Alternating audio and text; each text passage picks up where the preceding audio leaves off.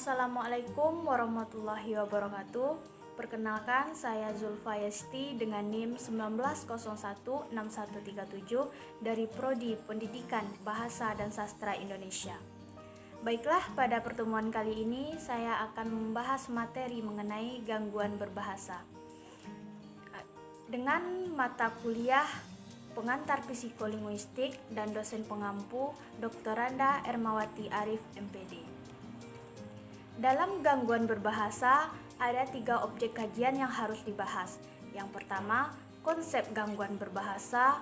Yang kedua, jenis dan penyebab gangguan berbahasa. Dan yang ketiga, cara mencegah dan menangani gangguan berbahasa.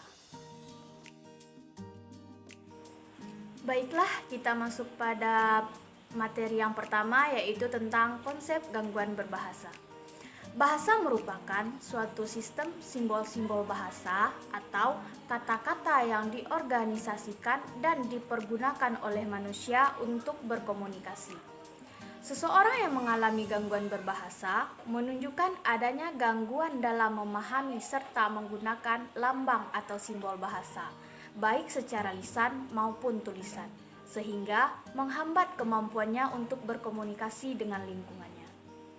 Gangguan berbahasa ditandai dengan ketidakmampuan anak untuk berdialog interaktif, memahami pembicaraan orang lain, mengerti dan atau menggunakan kata-kata dalam konteks yang nyambung, baik verbal maupun nonverbal, membaca dan mengerti apa yang dibaca, serta mengekspresikan pikiran melalui kemampuan berbicara atau menyampaikan lewat bahasa tulisan.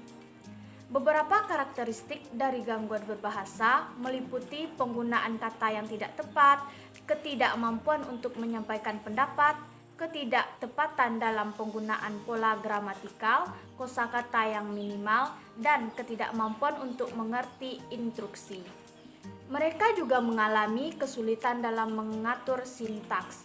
Sintaks adalah aturan bagaimana susunan kata ditempatkan dalam suatu kalimat. Baiklah, yang kedua, jenis dan penyebab gangguan berbahasa.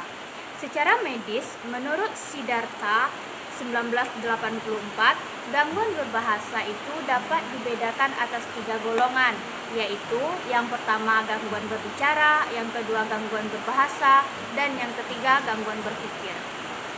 Gangguan berbicara mempengaruhi bagaimana seseorang berbicara. Orang yang mengalami gangguan berbicara sebenarnya tahu apa yang akan disampaikannya, namun mereka mengalami kesulitan dan memproduksi bunyi yang mengakibatkan komunikasi terganggu.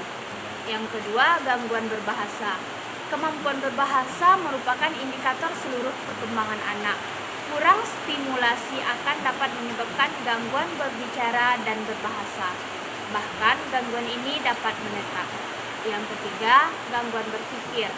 Setiap orang memproyeksikan kepribadiannya pada gaya berbahasanya. Lalu, kalau diingat bahwa ekspresi verbal merupakan pengutaraan isi pikiran, maka yang tersirat dalam gaya berbahasa tentu ialah isi pikiran itu. Oleh karena itu, bisa disimpulkan bahwa ekspresi verbal yang terganggu bersumber atau disebabkan oleh pikiran yang terganggu. Baiklah, yang ketiga, cara mencegah dan menangani gangguan berbahasa. Penanganan gangguan bicara diawali dengan identitas pasien menurut Sastra 2011 pada halaman 30. Seperti riwayat kesehatan, kemampuan berbicara, kemampuan mendengar, kemampuan kognitif, dan kemampuan berkomunikasi. Kemudian, penanganan dilanjutkan dengan diagnosis penggunaan atau gangguan yang dialami pasien. Setelah hasil diagnosis didapat, barulah diterapkan terapi untuk pasien. Baiklah, sekian presentasi dari saya. Kalau ada kesalahan mohon dimaafkan. Saya akhiri dengan wassalamualaikum warahmatullahi wabarakatuh.